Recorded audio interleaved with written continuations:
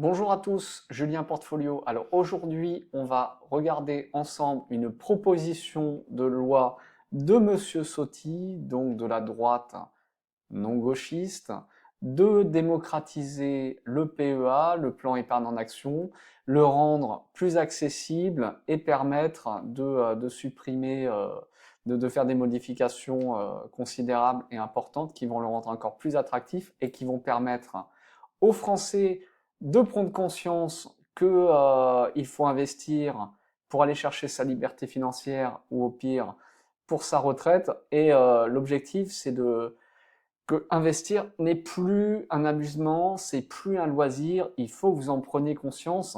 Investir, c'est de la survie. Vous êtes obligé d'investir pour penser à votre futur et pour ne pas travailler jusqu'à 70 ans.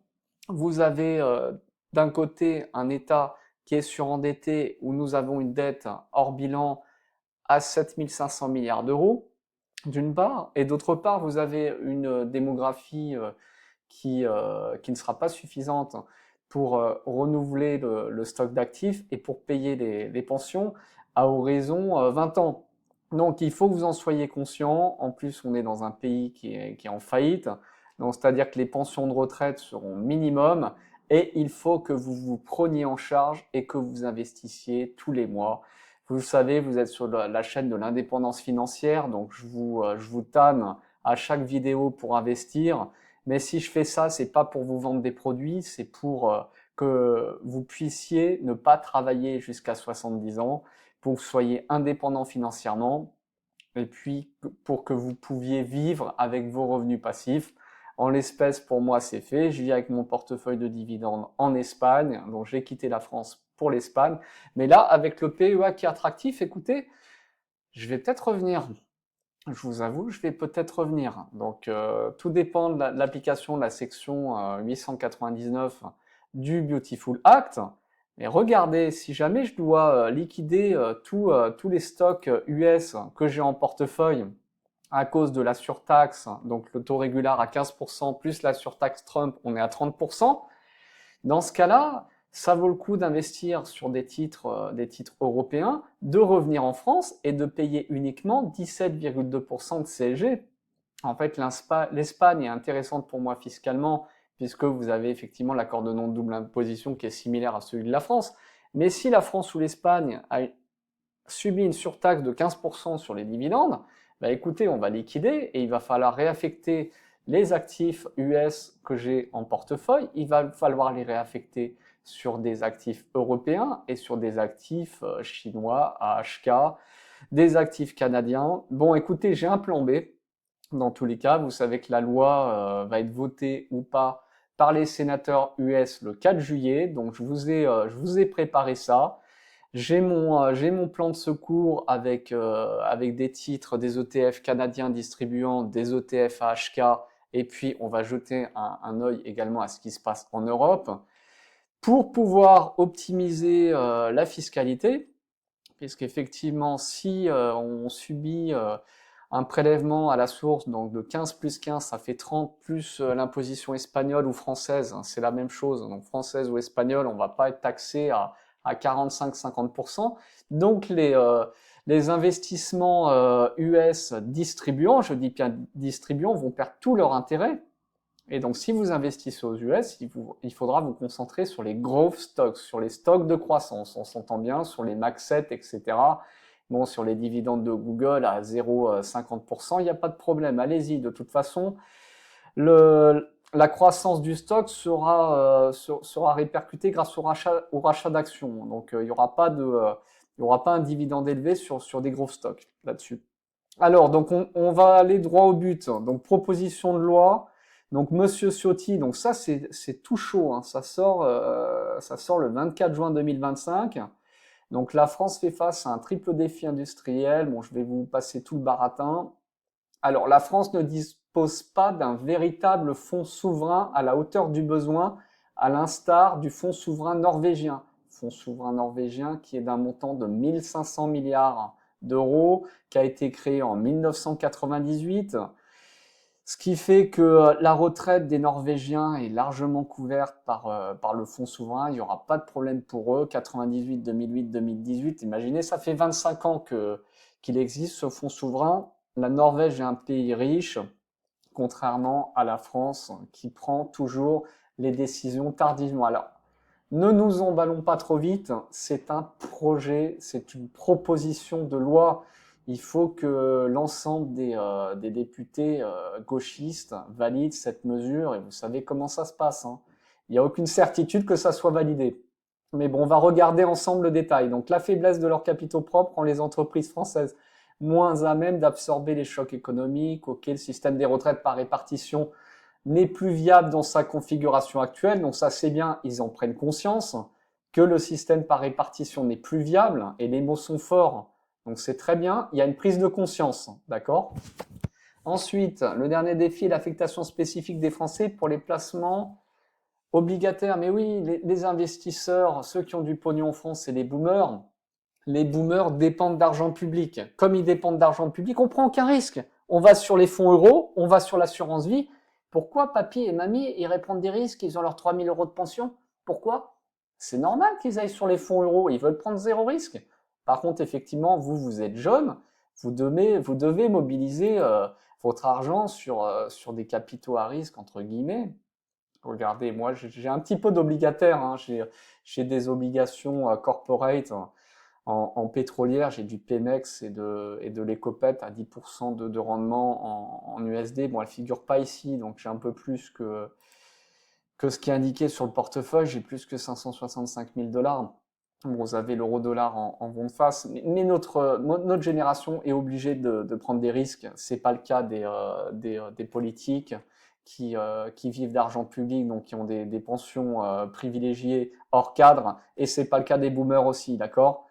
Autrement dit, en agrégeant d'autres produits du même type, ce sont 3 877 milliards d'euros, 60% de l'épargne privée des particuliers qui sont placés sur des enveloppes à faible rendement. Il faut que ça change. Il faut aller sur des actifs à risque pour générer du rendement. C'est ce que je vous disais.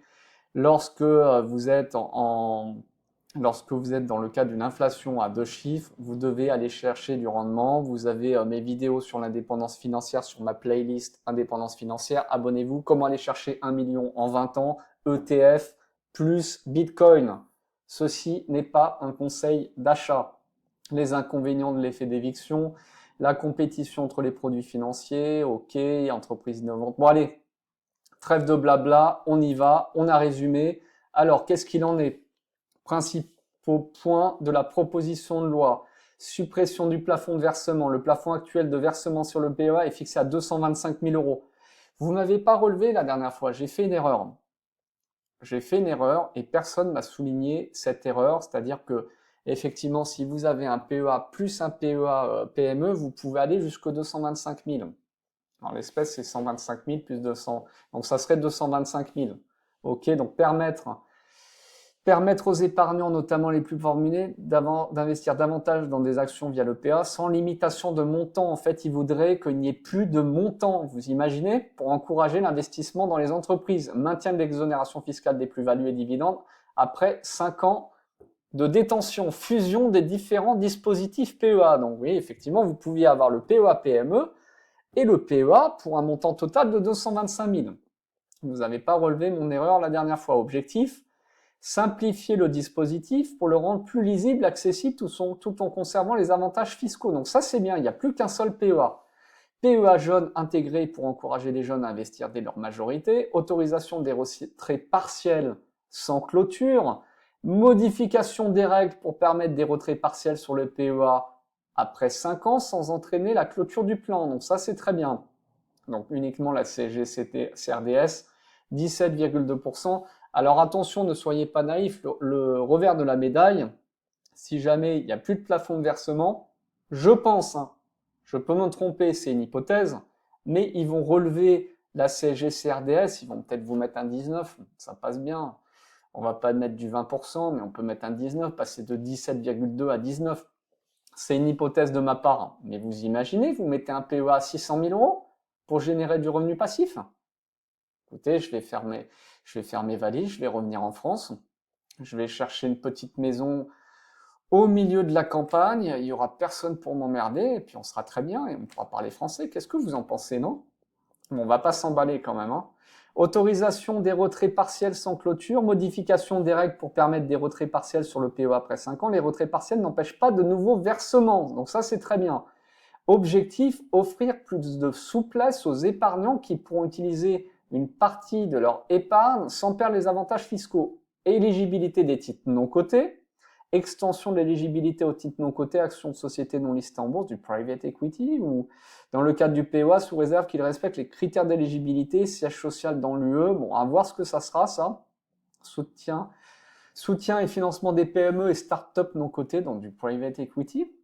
Dites-moi si je me trompe dans les commentaires, souvent manque de capitaux. Bah écoutez, c'est la définition du private equity, tout en diversifiant les options d'investissement des épargnants, création d'un PEA transmission, introduction d'un mécanisme permettant de transmettre un PEA à un héritier, sans frais de succession, sans déclencher la clôture du plan, ni la fiscalité sur les plus-values latentes. Ça, c'est très bien. Donc là, on est sur un système à l'américaine. Vous capitalisez toute votre vie, vous avez des enfants, paf, c'est légué, ça serait légué sans frais de succession, comme l'assurance vie, à vos enfants. Et l'avantage, c'est quoi? C'est que si papa a un revenu passif avec des dividendes, avec 2000, 3000 euros de dividendes, et ben ça, c'est légué aux enfants. Ça y est, la retraite est léguée aux enfants. Mais vous imaginez quand même le truc, comment c'est bien? Simplification des démarches administratives, réduction des formalités administratives liées à l'ouverture, ok, blabla, mise en place d'une plateforme numérique centralisée pour faciliter les démarches des épargnants et des établissements financiers. Objectif, rendre le PEA plus accessible et réduire les freins bureaucratiques pour les investisseurs. Et ça, les freins bureaucratiques, vous savez comment ça se passe en France, hein. Impact, plus de flexibilité, fiscalité avantageuse, diversification des investissements, augmentation des capitaux disponibles. On est à 60% sur des actifs qui sont non à risque, donc probablement des obligations souveraines. Il faut augmenter cette part d'actifs à risque et vous n'avez pas le choix. Vous imaginez, on peut loger du Bitcoin sur ce PEA, ça serait complètement fou. Vous imaginez un ETF Bitcoin qui ne serait pas fiscalisé? Non, mais vous imaginez, vous vous rendez compte? Écoutez, moi, je trouve que c'est une bonne chose. C'est une bonne chose que Monsieur Ciotti prenne conscience des choses. On va lui envoyer un mail pour le remercier pour sa proposition.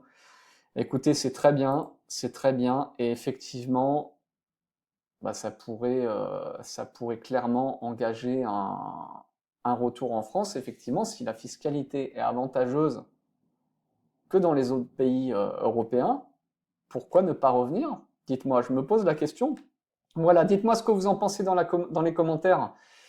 Une vidéo par jour, Julien News. On parle de news, de finance, et puis c'est tout. Voilà, on parle de tout. Abonnez-vous si vous aimez le contenu, et puis inscrivez-vous aussi à mon Twitter, Julien Portfolio Fire and Talk.